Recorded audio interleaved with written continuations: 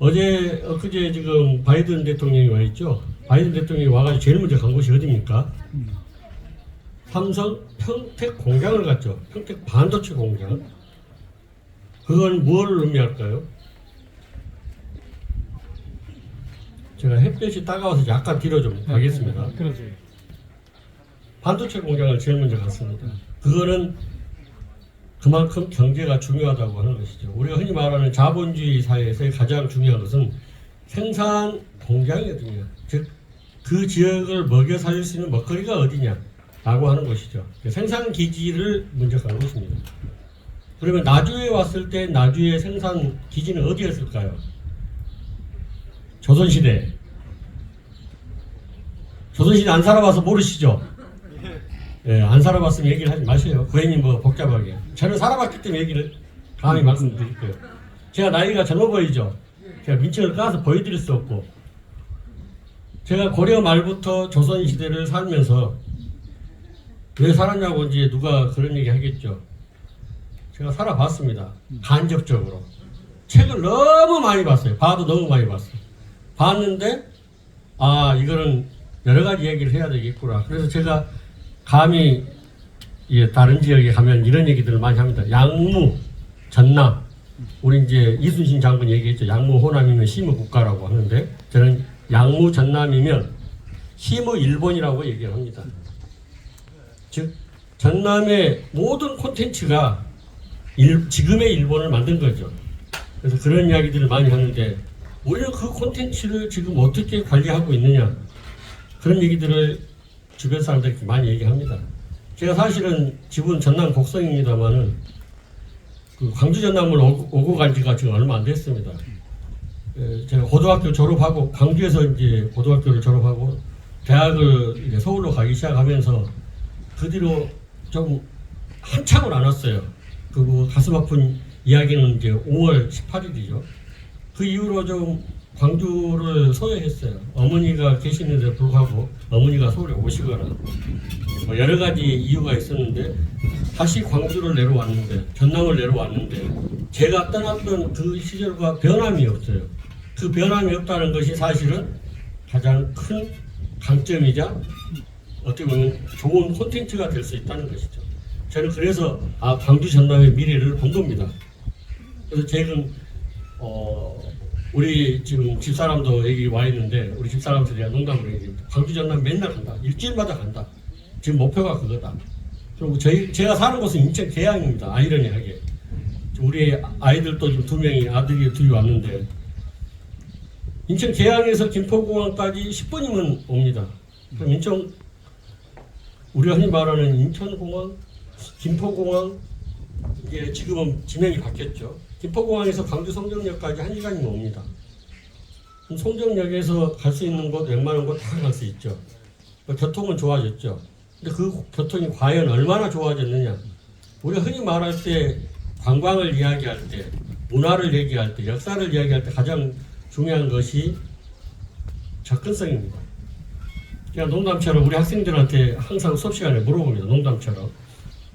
우리 이제 대부분 천안에 내려와서 학교를 다니는 학생들은 주로 수도권 학생들이 많이 내려와 있습니다. 천안 지역 학생들 별로 없습니다. 100명이면 한 12%, 15% 정도가 천안 지역 학생이고 나머지는 전부 다 수도권 학생들이에요.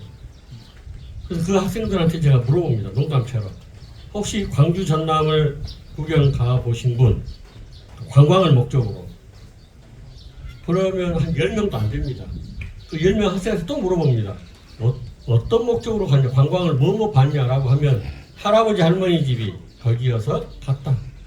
뭐 순수하게 관광 목적은 아니냐라고 하면 관광 목적은 아닌 거죠. 그만큼 광주와 전남이 안 알려져 있다는 거죠. 안 알려져 있다기보다는 그냥 어떻게 보면 관광객의 이 머릿속에는 밖에 있다. 그래서 물어봅니다. 왜 안 가니? 하는 얘기가 뭐냐면 주변에도 갈 데가 너무 많아요. 많아도 너무 많다는 거예요. 그러면 과연 광주 전남은 경쟁력을 갖고 있는가? 라는 이제 의문을 하게 되죠. 사실 전남은 그나마 어떻게 홍보가 돼 있어서 우리 그 한국관광공사 통계를 보면 4위, 5위 안에 들어갑니다.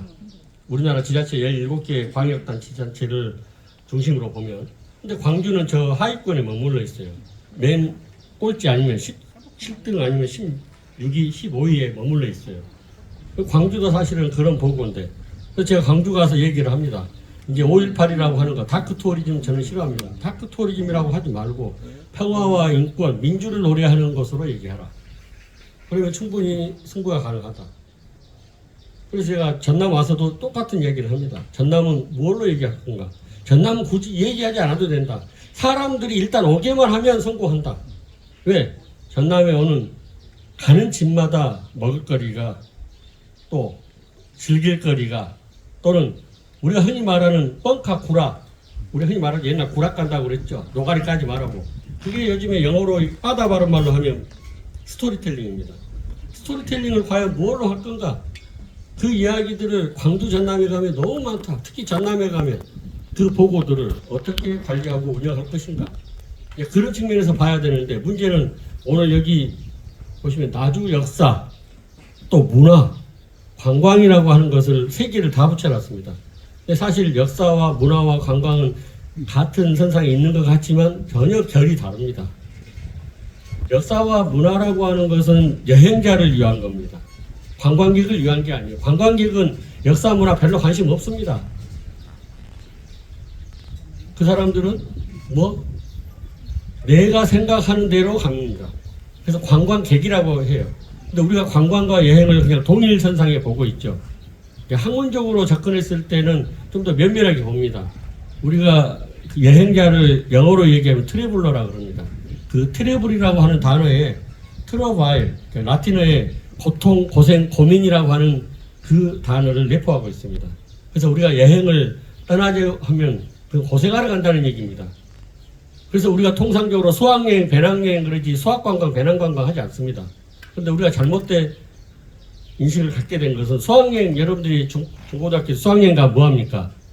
옆집에 비행기 날려서 여학생들한테 뭐하고 맥주, 소주 마셔가면서 담배 피고, 그때 가서 우리가 일탈 행위를 하죠.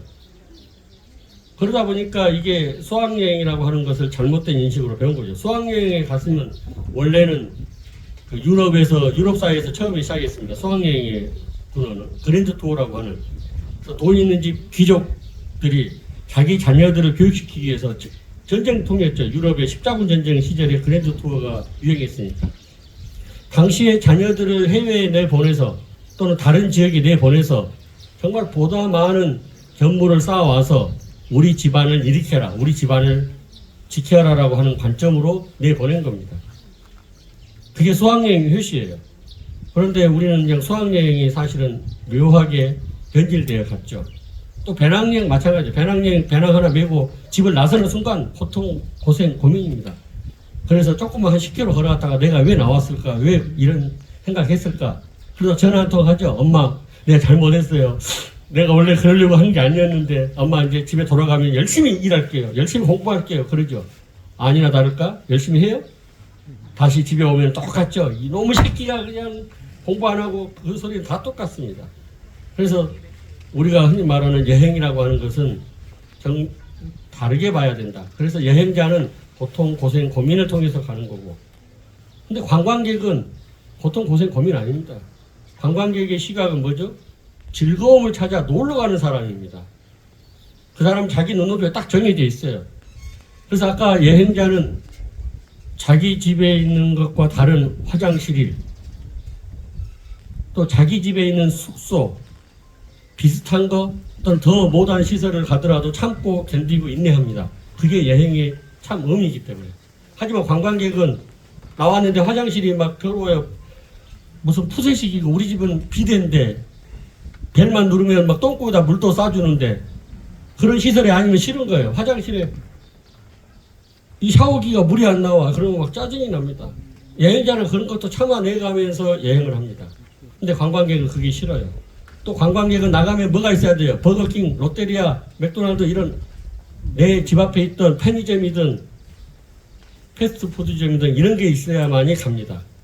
그래서 숙박시설도 고급지고, 우리가 흔히 말하는 우리가 겪어보지 못한 집에서의 침실보다 훨씬 더 좋은 시설을 갖춰야만이 관광객이 갑니다.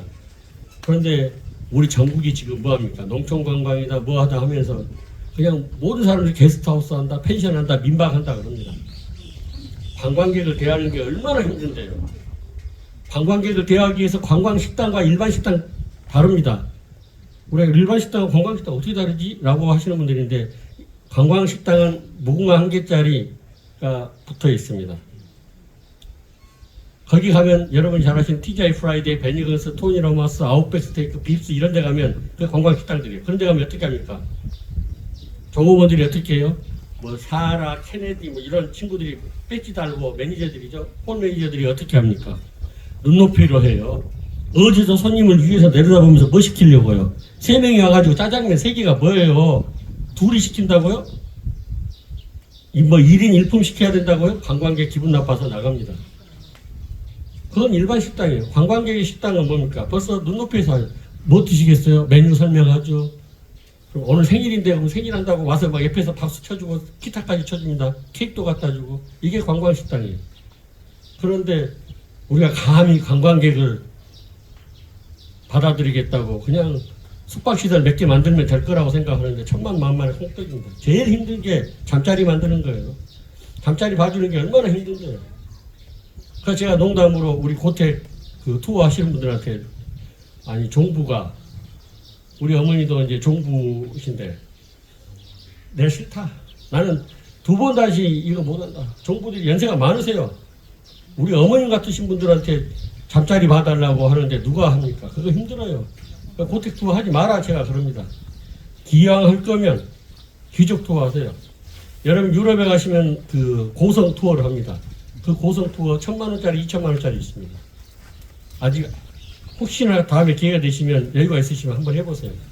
그 고성에 가서 내가 그 고성을 지배합니다. 정말 우리 흔히 말하는 하이클래스의 관광 상품이죠. 그래서 우리 대한민국에 있는 종택들, 고택들을 가지고 그런 하이클래스의 상품을 만들어라.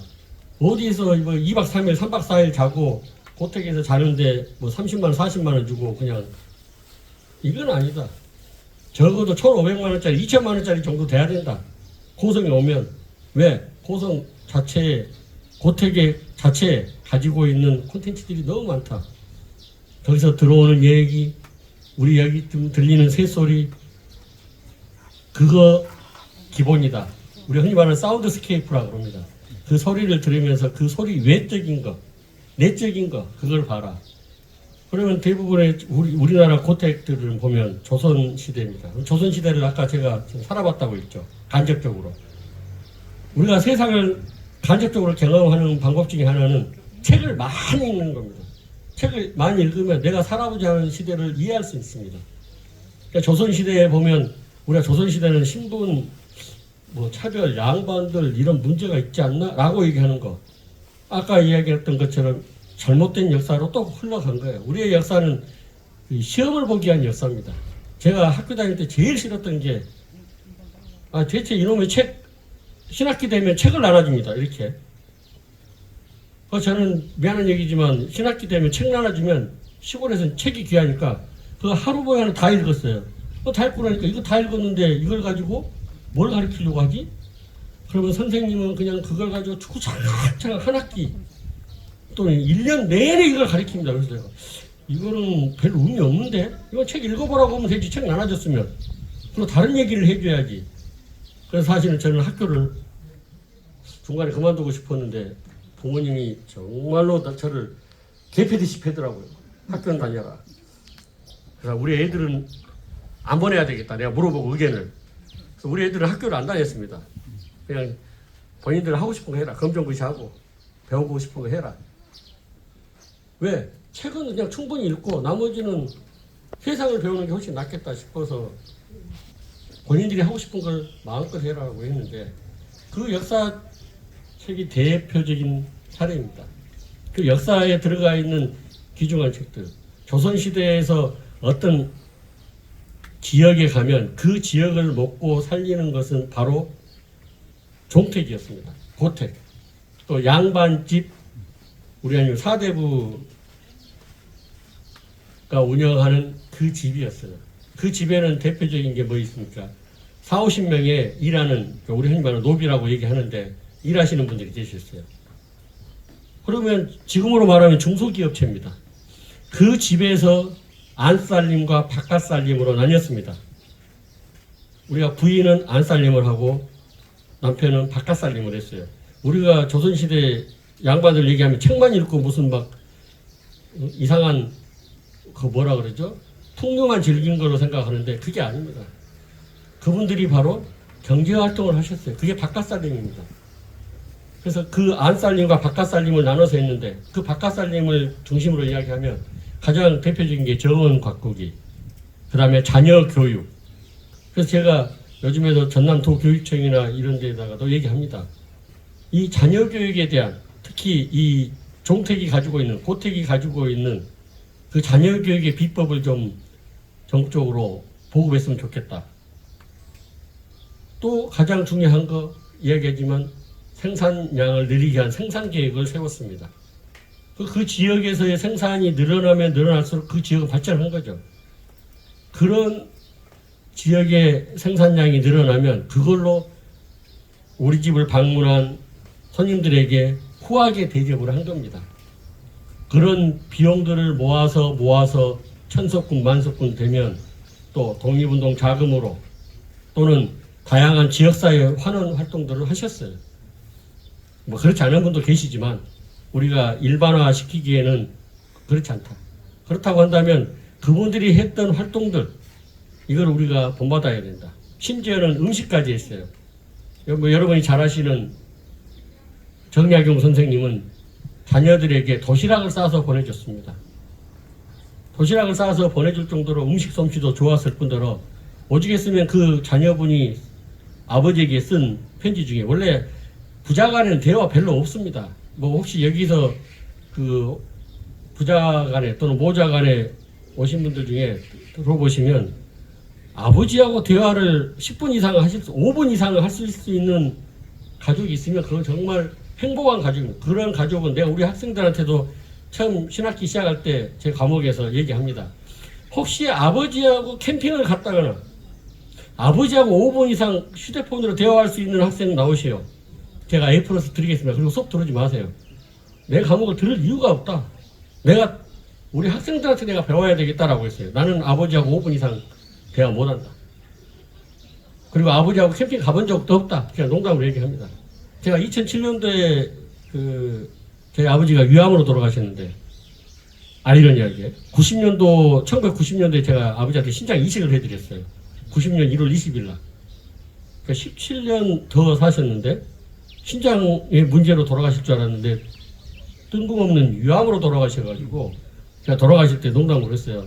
그 신장 저를 다시 주고 가시지.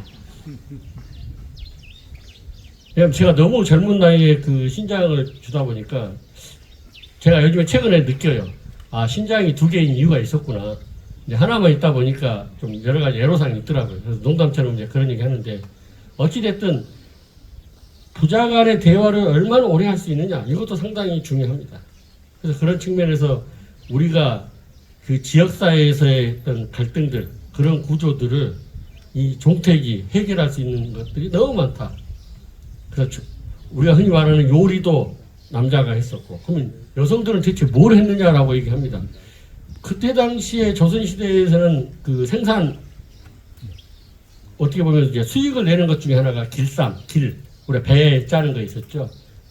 저도 뭐 예전에 우리 시골에 이제 배 짜는 기계가 있어서 뭐 누에 뽕 끼치고 그럼 어머니가 맨날 울고 계셨어요. 왜 그때는 이제 이해를 못했죠. 왜 울고 계시지? 할머니한테 얼마나 그냥 그 어떻게 보면 지금으로 보면 언어 폭력을 당하신 거겠죠. 제가 그 얘기를 들으니까 그래서 할머니한테 할머니 그만해요. 이제 내가 농담처럼 그랬는데 그럼 어머니가 이제 울고 계시는 거예요. 그 배틀 짜는 것 우리 흔히 말하는 이제 그 방에서 이제 짜시잖아요. 짜면서 이제 막 울고 계시면서 내가 농담으로 그래. 어머니 울지 말고 해. 막 그런 얘기 했었는데 그게 가장 큰 수익원이었어요. 그거. 그 다음에 임신 출산이라고 하는 게 조선시대는 가장 큰 고민이었습니다. 그것같이 힘든 게 없었어요. 지금도 이렇게 의학기술이 발전했지만 어쨌든 임신 출산이라고 하는 게 제일 힘든 작업 중에 하나입니다. 어떻게 보면 생명을 담보로 해서 일어나는 행위입니다. 근데 조선시대는 얼마나 심했겠어요. 그러니까 그런 역할들을 하기 때문에 여성들의 역할이 약간은 좀 적지만 그럼에도 불구하고 업무량이 상당히 많았습니다. 그래서 안살림과 바깥살림이 나뉘어져 있었는데 그 바깥살림을 했던 그 남자들이 했던 부분을 잘 지켜보면 지역사회에서 고택이 또는 종택이 했던 역할들이 바로 이런 거구나. 그러니까 그런 측면을 지금 우리가 후손들에게 물려주는 것. 특히 장서 목록이라든지 가정 목록들이 많습니다. 그런 목록들을 잘 관리해서 관광 상품으로 만든다고 하면 우리 이 전남 지역에 종가들이 많습니다. 그런 종가를 잘 발굴하고 또 발굴된 종가들의 상품들을 관광 상품화하면 나주가 지니고 있는 매력은 넘치고 또 넘쳐난다는 거죠. 그거를 중심으로 해서 어떻게 보면 나주 지역의 종갓집이라고 하는 기업을 중심으로 해서 나주가 가지고 있는 뭐 곰탕이 있습니다. 나주 곰탕. 사실 나주 곰탕은 이 나주 지역을 벗어나서 먹는 나주 곰탕은 곰탕이 아닙니다. 이름은 나주 곰탕이라고 되어 있는데 제가 농담처럼 얘기합니다. 대체 이 나주 곰탕 브랜드를 왜 달고 다니십니까? 그 나주 지역 주민들이 어떻게 보면 그거는 서명운동에서 퇴출시켜야 됩니다. 왜? 나주라고 하는 표현을 함부로 쓰지 마라. 나주 브랜드는 얼마나 고귀하고 사랑스러운데 당신들이 망가뜨리느냐. 왜? 나주곰탕은 곰탕이 아니에요. 정말 이 지역에 와서 먹어봐야만이 이 나주곰탕의 진 면목을 알죠. 그래서 나주곰탕을 알리는 거. 또 홍어 거리 있습니다. 제가 농담처럼 얘기합니다. 제가 이제 서울 특급 호텔 그 셰프들 모임이 있습니다. 한 280명 되는 협동조합이 있는데 거기 외식 조리 마이스터 협회라고 해서 만들어 놓은 조합인데 그 조합에 경영 고문을 했어요. 저는 이제 음식을 하지는 못하지만 입은 살아가지고 음식은 정말 안 먹어본 게 없습니다. 제가 농담처럼 우리 애엄마한테 야 음식 얘기 제발 좀 하지 마라. 우리 엄마 세상에서 가장 맛있는 음식점이 어딘지 아세요? 세상에서 가장 맛있는 음식점. 예? 어머니가 해준 어머니의 손맛입니다. 그럼 나를 망치는 손맛은 누구예요? 예? 누구요? 각시요? 예. 왜냐하면 그것에 의해서 내 몸이 망가져가는 거죠. 어떤 식재를 썼느냐. 더 심한 얘기로 하면 식당 가서 먹는 음식은 사실은 우리가 요즘에 말하는 뭡니까? 짐승들한테 먹이는 뭐라고 그러죠? 사료입니다. 사료. 사료를 먹는 거나 똑같습니다. 그래서 저는 될 수 있으면 밥은 집에서 먹어라. 그것도 엄마가 해주는. 근데 엄마가 해주라 그러면 그건 나쁜 놈이죠. 그죠? 그럼 이제 부인한테 먹어야 되는데 부인은 아니잖아요. 우리 집 식구 속을 잘 모르잖아요. 그래서 사실은 이 내림 교육이 정말로 중요합니다. 어머니의 손맛이 며느리의 손맛으로, 며느리의 손맛이 또 그 다음 세대로 이 내려와야 되는데 그게 사라졌어요. 그 전통이. 가슴이 아프죠. 세태가 바뀌었기 때문에 뭐 제가 그걸 강조하자고 한 건 아닌데 어찌됐든 그 계속해서 물려가는 것이 필요하다. 그래서 일본에서는 ABC 쿠킹 스튜디오라는 게 있습니다. 그것이 어떤 요리 케이스인데 그 이제 회장님하고 저하고 좀 약간 막연한 사이여서 여러 가지 이야기를 해서 한국에 도입을 하려고 했다가 지금 멈춘 상태인데 어찌됐든 이 종택이 가지고 있는 것 중에 하나가 대대로 내려오고 있다는 거죠. 이거를 전수해 주는 거. 이거는 필요하다고 봅니다. 왜? 이건 국민 건강상 좋다.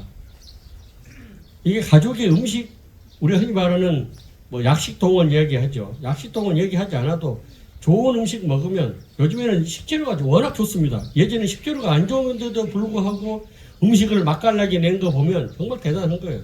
그 이유는 많습니다. 이 전남 지역이 가지고 있는 특징들, 그건 기후가 그렇게 좋지 않기 때문에.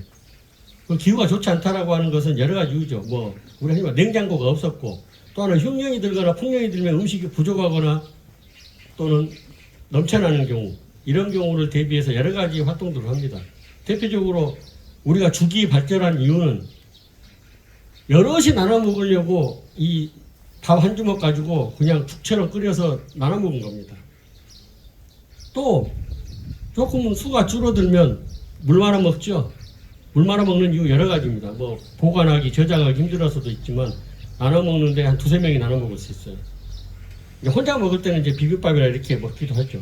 또 비빔밥도 마찬가지입니다. 음식 식재료가 상하기 때문에 비벼서 양을 많이 불린 것이죠. 근데 그런 음식들을 우리가 어떻게 이야기를 담아서 팔 거냐. 그래서 제가 농담으로 음식 하시는 분들한테 얘기합니다. 제발 음식만 팔려고 하지 마라. 옛날에는 맛으로 승부하는 거 당연하다.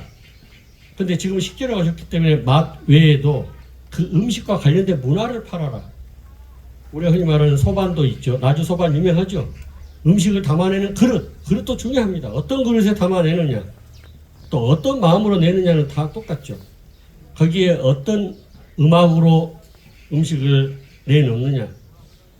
그래서 제가 농담처럼 하는 에릭스 도자기, 행남자기, 한국도자기. 근데 한국도자기하고 여기 행남자기가 망했죠. 중국으로 공장에 가버렸습니다. 지금은 이제 에릭스 도자기 무안에 하나만 남아있죠. 그런 도자기 공장들이 계속 살아서 좀 대규모로 해외에 진출하고 해야 되는데 좀 안타깝죠. 그런 부분들을 우리가 전남 또는 나주가 활용하는 것. 그 중에 하나가 홍어입니다. 이 홍어라고 하는 콘텐츠는 워낙 많이 알려져 있죠. 그럼 이 홍어를 어떻게 현대화 시킬 거냐. 홍어는 사실은 그 호불호가 완전히 갈리는 음식 중에 하나입니다. 그래서 이거를 좀 다양하게 좀 발전시킬 필요가 있다. 그래서 제가 홍어 코스 요리를 좀 개발을 해놨습니다. 고민 많이 해가지고 셰프들하고. 그래서 이 홍어 코스 요리를 어떻게 먹느냐라고 얘기를 하는데 전 세계에서 조리법으로 가장 많이 발전한 나라가 한국입니다. 제가 뭐 전 세계 몇 개국 갔냐고 물어봐서 제가 농담처럼 얘기합니다. 안 가본 데가 없다라고 얘기합니다. 아까 얘기했죠. 책을 너무 많이 읽어서. 요즘 이제 방송도 많이 보지만 조리법이 가장 많이 발전했는데 물을 많이 쓰느냐. 물을 많이 쓰면 탕, 적게 쓰면 찜, 조림. 또 기름을 많이 쓰느냐 적게 쓰느냐. 기름을 많이 쓰면 튀김, 전 이런 형태. 그래서 물과 기름. 그리고 또 하나는 뭐죠? 발효 음식이 있습니다. 생식으로 먹느냐 또는 화식으로 먹느냐. 그러니까 불로 달궈서 뭐 구이로 먹느냐, 화식으로 먹느냐, 생식으로 먹느냐 이 라인을 따라가면 이제 우리가 사사분면으로 얘기하는데 이런 측면에서 보면 나주가 그런 음식들이 다 몰려 있습니다. 발효 음식도 있죠. 그래서 우리가 좋은 식재료는 우리가 조금 시간이 지나면 어떻게 됩니까? 발효 음식이 됩니다. 근데 나쁜 식재료는 조금 지나면 부패해 버립니다. 이런 콘텐츠를 우리가 잘 활용한다고 하면 음식으로도 성공할 수 있다는 거죠. 또 뭐 나주의 역사 이야기하면 할 게 너무 많습니다. 그거는 우리 주변에 있는 이 지역과 같이 하는 것. 그래서 제가 가장 가슴 아픈 것은 사실 나주와 전주를 엮어서 어떻게 활용할 건가. 그러면 경주와 상주가 엮어지는 이 경주 버금가는 관광 콘텐츠를 가지고 있는 지역이 나주임에도 불구하고 나주가 상대적으로 덜 알려졌다. 그렇다고 한다면 우리는 앞으로 더 이런 표현하면 뭐하지만 더 해먹을 게 많다라고 보시면 됩니다. 상대적으로 덜 알려졌으니까 우리가 할 게 더 많은 거예요. 그래서 오늘 오신 분들은 어떻게 보면 앞으로 내가 뭘 해야 될 것인가에 대한 고민을 더 많이 하실 필요가 있죠. 그런 측면에서 본다고 하면 뭐 음식뿐만 아니라 제가 여기 나주 농식품 공무원 연수원에 이제 한식 특강을 많이 옵니다. 한식 특강 와서 가장 많이 얘기하는 것 중에 하나가 음식의 어떤 스펙트럼을 어떻게 보여줄 건가도 중요하지만 그 음식과 같이 하는 결, 특히 음식을 먹으면서 어떤 사람과 대화를 하느냐. 음식은 절대 기분 나쁜 사람하고 안 먹습니다. 세상에서 가장 빨리 친해지는 방법 중에 하나는 음식을 같이 먹으면 됩니다. 더 친해지려면 술을 마시면 됩니다. 그래서 좋은 술과 좋은 음식을 누구와 함께 이야기 상대가 될 수 있는 사람하고 먹는 게 가장 좋습니다. 그래서 그런 분들을 어떻게 찾아내느냐도 중요한데 그런 분들이 너무 많으세요. 여기 오시면 뭐 인력거 투어 하시는 선생님도 계시고 문화유산 해설사도 있죠. 이 지역 가는 곳곳마다 콘텐츠들이 많이 있음에도 불구하고 우리 지역을 찾아오지 않는 사람이 있다고 한다면 그 사람들이야말로 진짜 간첩입니다. 간첩이 따로 없어요. 그런 분들을 어떻게 우리 지역으로 끌고 오느냐, 이 부분은 우리 모두가 고민해야 될 부분 중에 하나입니다. 그러니까 그런 측면에서 역사를 우리가 품어야 될 거고, 문화라고 하는 것은 나중에 뭐 문화 얘기하면 가장 많이 얘기하는 게 염색 얘기합니다. 염색 얘기하면 사실 오늘 저도 지금 한복을 입고 올까 말까 고민을 많이 했습니다. 이 한복은 스포츠 한복이라고 제가 최근 들어서 고민하고 있습니다. 이걸 할까 말까. 그랬더니 이제 우리 애엄마 그만 좀 하라고, 사고를 치지 말라고. 스포츠 한복을 골프, 예전에 지금은 골프를 전혀 치지 않는데 제가 요즘에는 국궁으로 바꿨습니다. 그래서 국궁 입단한 지가 벌써 10년이 됐는데도 불구하고 아직 초단을 안 땄습니다. 왜 초단을 안 따냐고 사람들이 얘기하는데, 저는 바람새를 가는 게 가장 중요하다. 이 골프는 시간 맞춰 가야 되고 팀 짜야 되고 또 집에서도 멀고 가면 하루 종일 깨지더라고요. 그런데 국궁은 제가 사는 집에서 한 10분이면 됩니다. 시도 때도 없이 가면 됩니다. 아무 때나 가서 뭐 밤이고 낮이고 가서 혼자 쏴도 되고, 또 여럿이 있으면 여럿이 쏘면 재밌고, 또 우리 정에는 우리 고모님들이 연세가 많으세요. 70, 80 다 되셨어요. 80, 86 되시는 우리 이광훈 고모님 같은 경우는 뭐 농사 짓다가 아침에 풀 뽑다가 올라오셔가지고 화를 내고 가시거든요. 그럼 같이 이제 화를 내다가 또 약주 한 잔도 곁들이고 가시는데, 그런 측면에서 보면 저는 국궁의 매력은 골프 이상이다. 아니, 골프의 만배, 천배 좋다라고. 그래서 요즘에 제가 우리 어린이들한테 국궁을 좀 해라, 어린이 국궁협회를 좀 만들자고 제가 계속 적용하고 있는데, 어찌됐든 그런 국궁조차도 나갔을 때, 예전에 전쟁을 했을 때 분명히 한복을 입고 했을 거라는 거죠. 그럼 한복이 불편하다고 생각하는데 사실은 훨씬 더 편하다는 거죠. 그래서 그런 한복을 입고 우리가 다양한 활동을 할 수 있는데, 거기에 쪽빈 염색. 제가 외국에서 오는 손님들한테 제가 선물을 제일 먼저 주는 게 한복을 줍니다. 이분들한테 꼭 한국에 들어올 때 가족사진 가져오세요 라고 합니다. 가족사진을 왜요? 그러면 내가 옷을 한번 해드릴게요. 그러면 이분들이 그건 너무 과한 선물이라고 얘기를 해요. 걱정하지 마세요. 그럼 사진을 보내오면, 우리나라 그 한복집에 가시면 눈썰미 얼마나 좋은지 아시죠? 대충 얘기해 드립니다. 그러면 알았다고. 이분들이 4일 후에 그 인천공항 나가니까 그때까지 좀 해주세요. 알았어요. 4일 만에 뚝딱 공항 나갈 때 제가 한복을 보여드려요. 입어보고 놀래요. 어떻게, 내 치수도 모르는데 어떻게 이렇게 맞춰서 주냐고. 다 제가 알아봤습니다. 안 봐도 압니다라고 하면서 그분들한테 보내주면 그 가족들이 다 입고 사진을 찍어서 다시 저에게 보내줘요. 놀랬죠. 그 아이들은 여러분 잘 아시는 색동저고리 아시죠? 그거 입고 동네에 그게 모든 사람의 공통의식대가 입고 사진 찍어서 보내는 게 일이에요. 그만큼 어떻게 보면 우리 그 문화에 대한, 우리 문화의 어떤 자부심 이런 게 올라가 있죠. 그 중에 제가 염색점 같은 경우는 그 어떤 한복과 연계하는 것도 상당히 중요하다. 그래서 나주 관할을 돌 때는 그런 한복을 입는 것, 이런 것도 한번 보내보는 게 어떨까, 이런 고민들을 합니다. 그래서 문화라고 하는 것을 다양한 방향으로 활용할 수 있는 게 나주가 가지고 있는 것이다. 특히 여기 이제 소반도 있죠. 나주 소반을 활용하는 것. 이런 측면에서 좀 시각을 어떻게 바라보느냐에 따라서 문화는 충분히 활용이 가능하다. 여기에 이제 관광이 끼어 있죠. 그래서 사실은 관광은 좀 고민을 좀 해야 됩니다. 제가 제일 싫어하는 게 식당에 줄 서 있는 거 싫어합니다. 그래서 제가 농담처럼 이게 아무리 맛있는 집도 줄 서 있으면 저는 그 집 안 갑니다. 근데 오늘은 이제 우리 애들한테 좀 자랑 좀 하려고, 야, 이렇게 유명한 집이야, 줄 서 있어, 너희들 줄 서서 먹어봐 라고 했는데, 그런 집 싫어해요. 어떻게 손님이 왔는데 줄을 세워? 그 여행자도 아니고, 그죠? 줄 세우는 거 아니죠. 요즘에 좋은 세상인데. 그러면 어디 다른 공간에 전략적으로 얘기해야죠. 그게 뭐 평상시든 아니든 번호표를 줘서 어디 가 계세요, 저희가 미리 알려드리겠습니다. 요즘 전화 다 있는데 그럼 그때 오세요, 이렇게 해야 되는데, 줄을 세우고 땡볕에 있게 하고, 뭐 비가 어제는 뭐 우박까지 쏟아져 가지고 이럴 때 어떻게 하냐 이거죠. 그러니까 그런 부분에 대해서 좀 고민을 해야 된다. 그래서 관광객을 대하는 태도는 좀 색다른 시각에서 좀 해야 된다라는 측면을 얘기하고 싶습니다. 또 숙박시설, 여기 게스트하우스 있죠. 이 한옥집, 제가 농담처럼 얘기합니다. 저는 집에서도 안 잡니다. 한옥집 자면은 저 코가 비염이 심해가지고 우풍이 얼마나 센지, 이제 요즘에는 우풍도 뭐 해결한다고 하지만 그 그럼에도 불구하고 불편합니다. 그러니까 그런 점에서 그 게스트하우스나 한옥에서 얘기하는 흔히 말하는 숙박객을 위한 시설은 전혀 다른 시각으로 봐야 된다. 그래서 숙박 전문 업체를 끼고 하거나 아니면 이 지역의 인근 호텔하고 같이 해서 그 호텔이 이런 그 한옥집을 관리하는 그런 전략적인 접근을 할 필요도 있습니다. 그리고 또 그 지자체에서 오신 분들은 그 지역에 있는 그 종택이나 고택을 관광 상품으로 팔고자 한다고 한다면 그 전문 담당관을 따로 둬야 됩니다.